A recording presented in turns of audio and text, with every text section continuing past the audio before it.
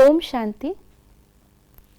आज नवरात्रि के तीसरे दिन पर आइए जानते हैं आज के दिवस के जिनकी पूजा होती है देवी चंद्र घंटा के बारे में। ये देवी का तीसरा स्वरूप है। चंद्र घंटा, ये नाम इनका इसलिए पड़ा क्योंकि इनके मस्तक पर घंटे के रूप में चंद्रमा सुसज्जित है। ऐसा कहा जाता है कि जब घोर तपस्या के पश्चात परमपिता परमात्मा शिव ने देवी का विवाह का प्रस्ताव स्वीकारा, उनको वरदान दिया, तो बारात लेकर के परमात्मा शिव देवी के घर पहुंचे।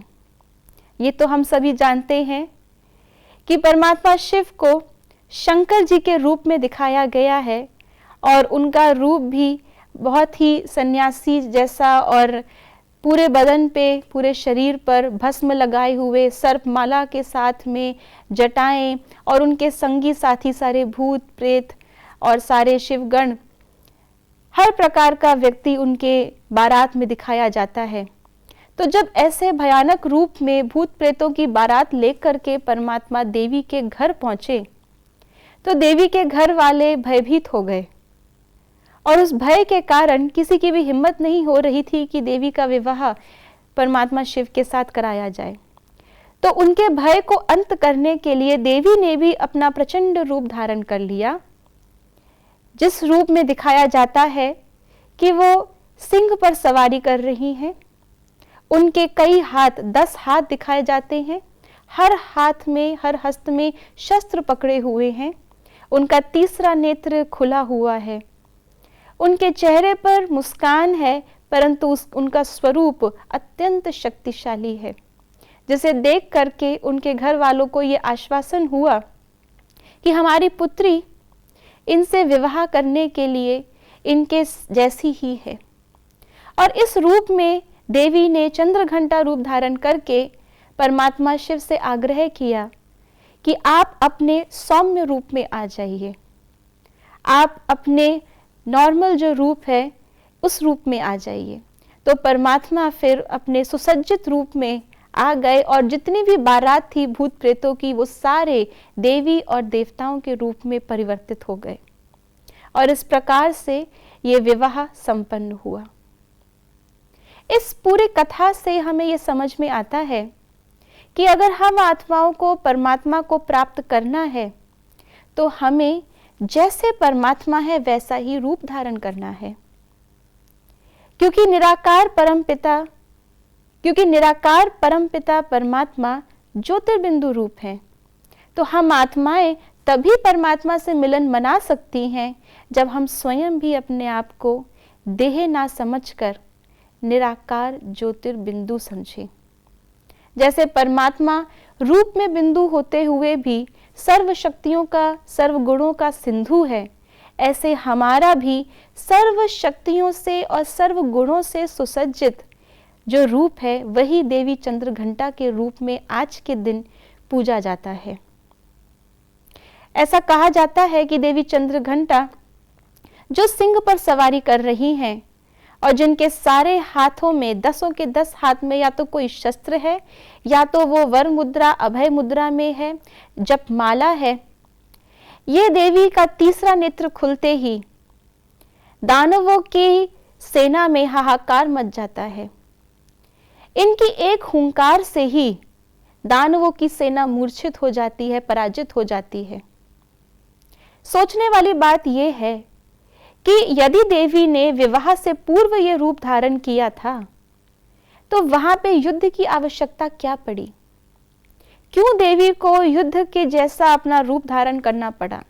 ये देवी युद्ध के लिए सदा तत्पर रहती हैं। जहां एक ओर ये हमारी करेज की, हमारे साहस की निशानी है, हर परिस्थिति में विजय प्राप्त करने के लिए तत्पर रहने की निशानी है, ज्ञान के अस्त्र, पवित्रता के शस्त्र धारण करने की निशानी है, तो वहीं पर हमें परमात्मा से मिलन मनाने के लिए, परमात्मा जैसा बनने के लिए अपने अंदर के आसुरी स्वभाव संस्कारों का दमन करना है।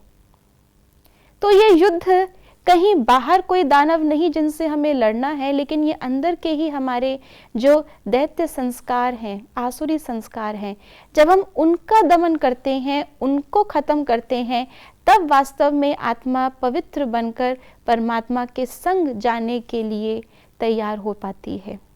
इसीलिए इन देवी का स्वरूप योद्धा स्वरूप दिखाया गया है। वास्तव में ये विवाह से पूर्व का ही कुमारी स्वरूप ही है। इनके चेहरे पे गोल्डन कॉम्प्लेक्शन दिखाते हैं, इनकी जो त्वचा है वो स्वर्णिम है और इनके चेहरे से बहुत ही रेडियंस, पवित्रता और बहुत ही सौंदर्य झलकता है, जो हमारे आत्मा के अंदरूनी गुणों के सौंदर्य की निशानी है, जिस आधार से हम आत्माएं स्वर्णिम सतयुग में जाने के काबिल बनती हैं। इसीलिए उस गोल्डन एज में, स्वर्णिम दुनिया में जाने की निशानी कि उनका रंग ही सुनहरा दिखा दिया है। तीसरा नेत्र हमारे आत्मा की जागृति का नेत्र है। तीसरा नेत्र खुलने का तात्पर्य है कि हम इस दुनिया को ज्ञान के नेत्र से देख रहे हैं। जब जब हम अपने ज्ञान के नेत्र को खोलते हैं तो अज्ञानता के आसुरी स्वभाव और संस्कार स्वतः ही नष्ट हो जाते हैं।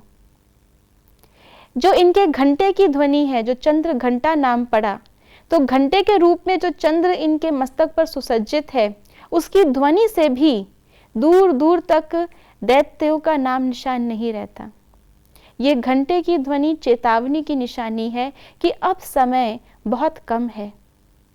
बहुत शीघ्र ही परमात्मा अपना कार्य संपन्न करके जो कलयुगी समय चल रहा है उसको अभी सतयुगी समय में परिवर्तित करने ही वाले हैं।